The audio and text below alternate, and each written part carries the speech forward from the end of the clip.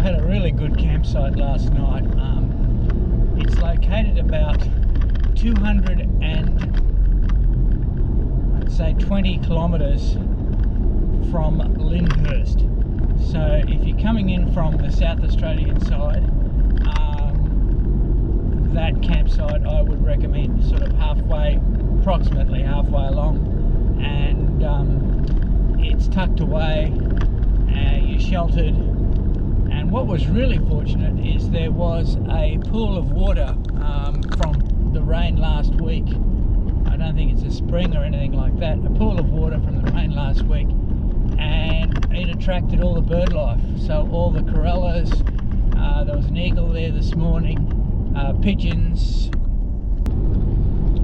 You find that the road we're driving on now and the country beside us is more sandy, loamy sort of country, rather than the stony gravel that we had when we first left Lyndhurst.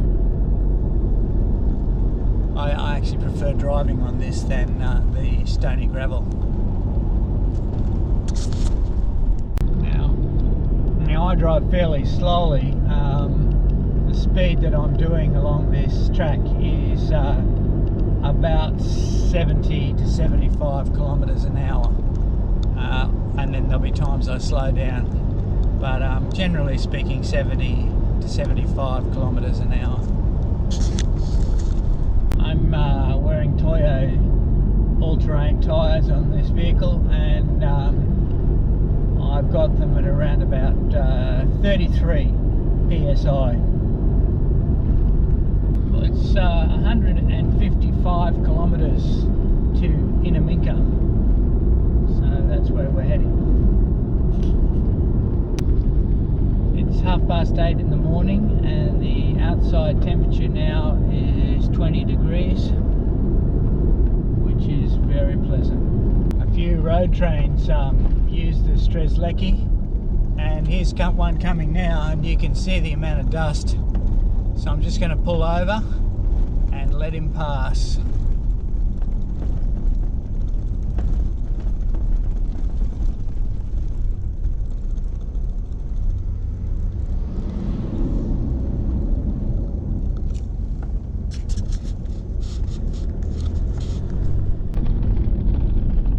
What you see ahead of you is Moomba, and Moomba is obviously a gasworks, but there's no services at Moomba. So we're on now to Innaminka.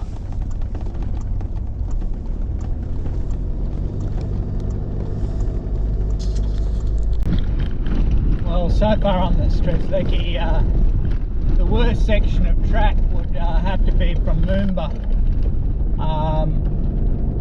through to, I guess, as we're going through to Innaminka.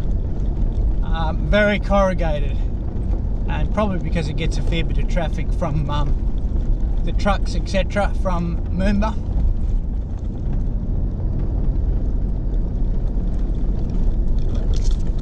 Well, we're in the Innaminka Regional Reserve, and we've only got about 48 kilometres to go till we get to Innaminka. Well, after 472 kilometres, we are arriving at Innaminka, and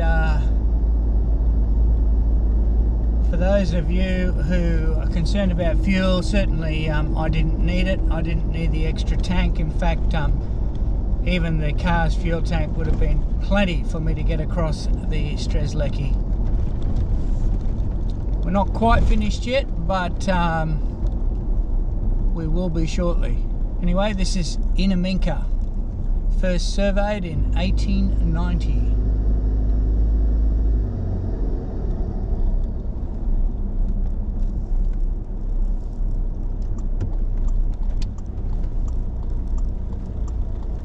Welcome to Innaminka.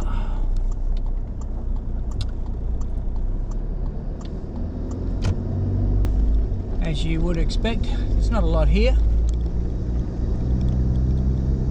I won't need to fill up on fuel, so I'm going to still grab a Coke or a cold drink here, and then push on to Thargomindah.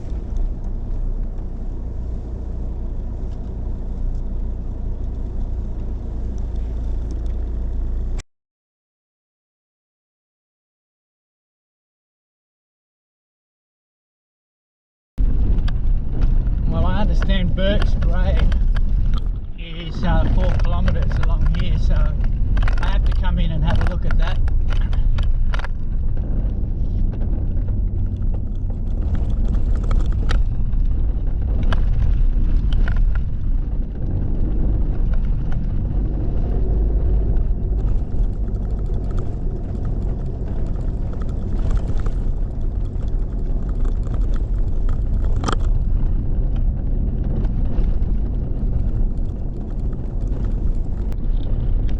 This is driving out to Burke's grave. Well, this is a picture of Burke.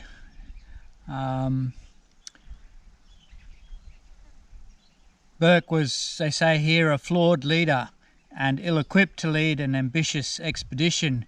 He was impatient and restless and desperate for fame and fortune, and his team was poorly chosen and his supplies were cumbersome.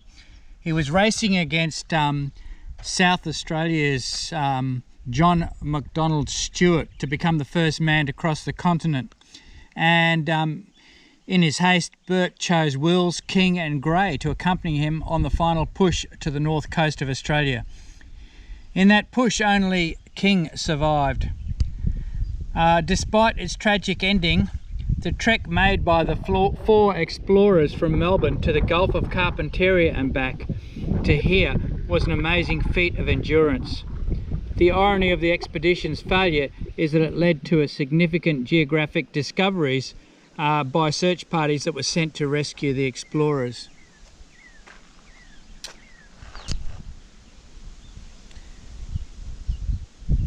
They tended not to engage with the Aboriginal people who lived along this creek here called the Cooper's Creek. The Aboriginal people, I understand, did try to help them, but they were sort of ignored. Burke and Wills and King came here to conquer, not really to try and understand the country from the Aboriginal perspective. Had they done so, they probably would have survived. Anyway, let's go and have a look at the grave.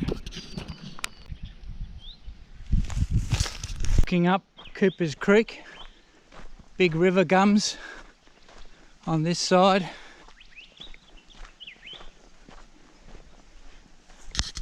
Well, Burke said, "I will cross Australia or perish in the attempt." Sadly, this came true for Burke. On the 29th of June 1861, King settled Burke under the shade of that coolabah tree and shot a crow for supper. Burke ate a little, but he knew he was dying, and he wrote a last letter to his sister and handed King his notebook and pocket watch, and he whispered to him, "I hope you will remain with me until I am quite dead. It is a comfort to know that someone is by. But when I am dead, it is my wish that you leave me unburied as I lie." Burke was 40 years of age when he passed away. I was thinking nothing much would have changed through here in the 160 years since Burke's death. Well, I'm now officially in Queensland. No checkpoints yet. No doubt they'll be coming up around Thargomindah.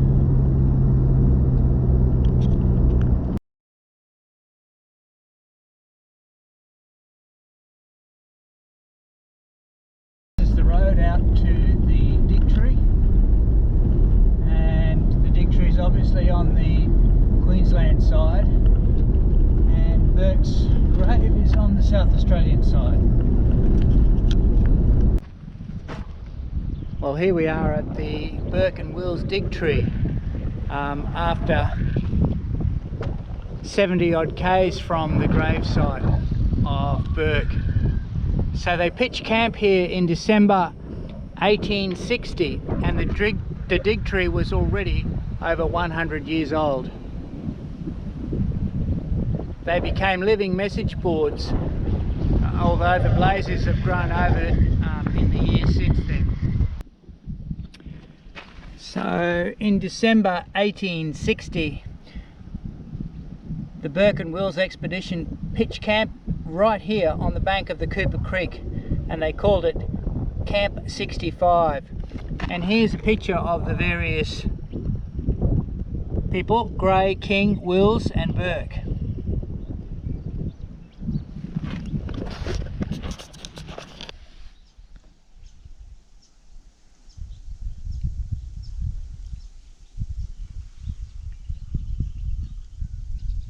So this is the blaze that would have been on the tree.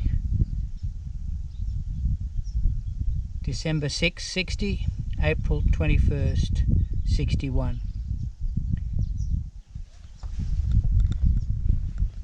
This is Howitt's dig blaze, which meant dig under depot to find supplies. It was done in 1862, and of course it's no longer visible as trees have grown over.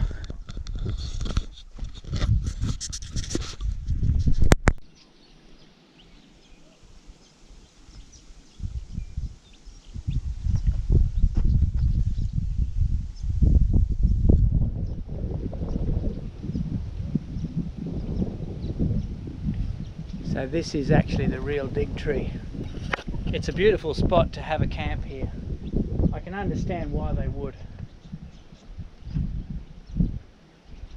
You've got on the Cooper here, it sort of meanders around.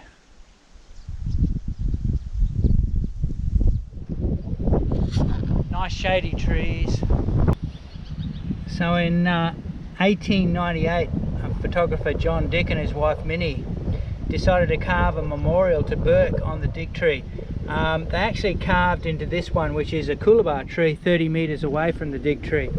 That's essentially what it looks like, but there it is in the tree.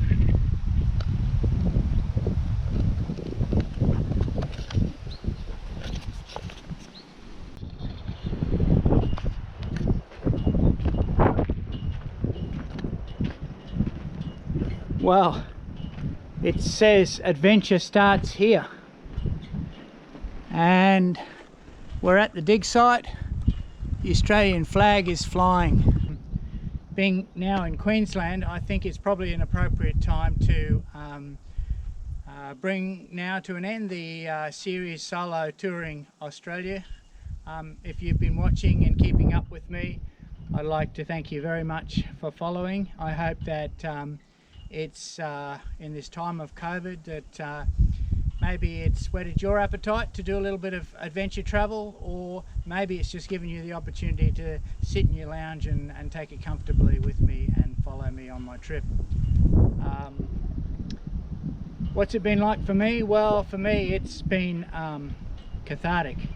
It's also been adventurous, especially 6 months living out of the tent or the swag, and I've been to some fabulous places in Australia and met some really lovely people. So thank you for watching again, and it's certainly not the end. There'll be plenty more adventures from me, that's for sure. So hope to see you on those. Okay, bye.